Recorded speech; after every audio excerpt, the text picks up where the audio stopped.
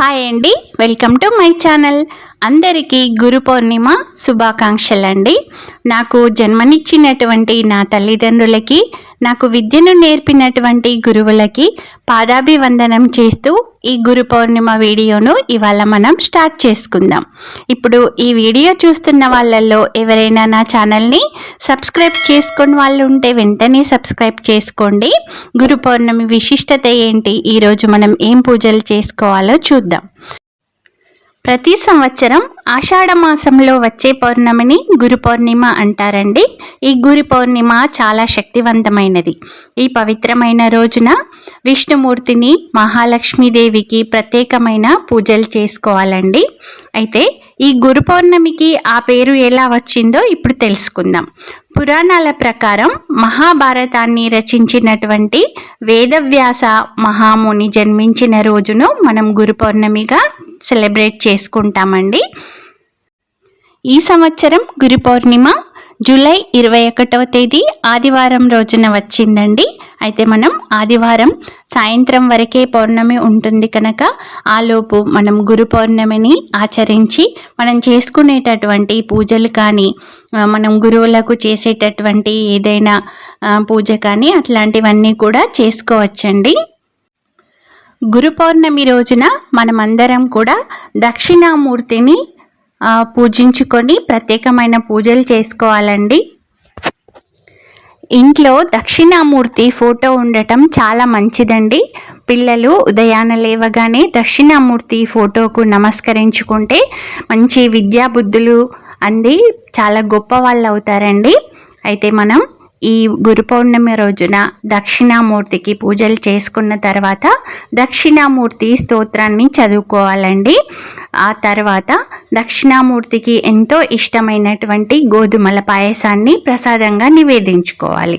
అయితే ఈ గోధుమల పాయసం కోసం మనం ఒకరోజు ముందుగా నైట్లో గోధుమలను కడిగేసి నానబెట్టుకోవాలండి. మళ్ళీ మరుసటి రోజు మనం స్నానం అవన్నీ అవ్వగానే ఆ గోధుమలను చక్కగా ఉడికించేసుకొని దాంట్లో బెల్లము, కొద్దిగా యాలకుల పొడి వేసేసి కొద్దిసేపు ఉడికించారనుకోండి, కమ్మని గోధుమల పాయసం తయారవుతుందండి. ఆ స్వామివారికి ఈ కమ్మని గోధుమల పాయసాన్ని భక్తి శ్రద్ధలతో నివేదించేసుకొని ఇంకా మీరు కోరిన కోరికలు కోరుకోవచ్చండి.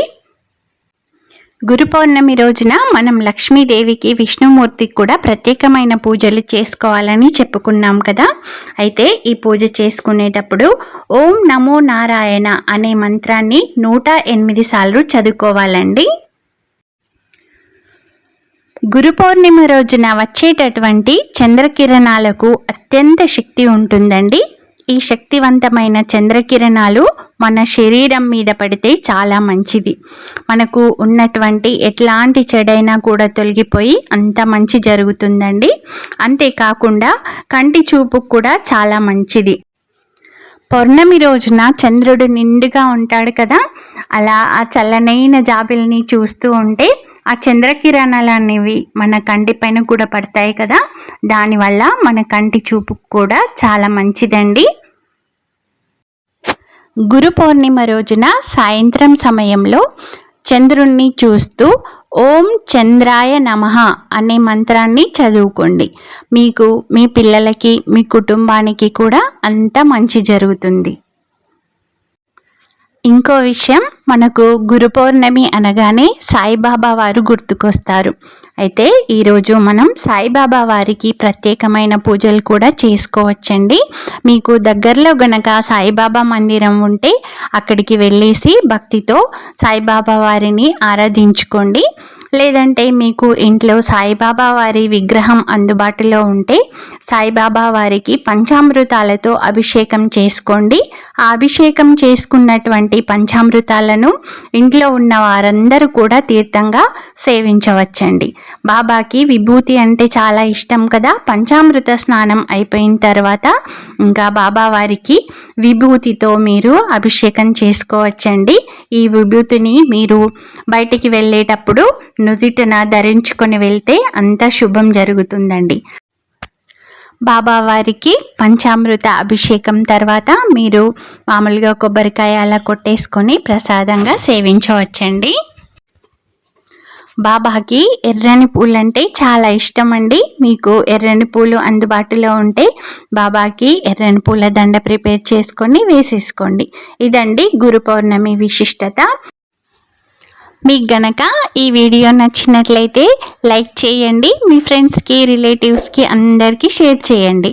నా ఛానల్ని ఎవరైనా సబ్స్క్రైబ్ చేసుకొని వాళ్ళు ఉంటే వెంటనే సబ్స్క్రైబ్ చేసుకోండి. Thanks for watching.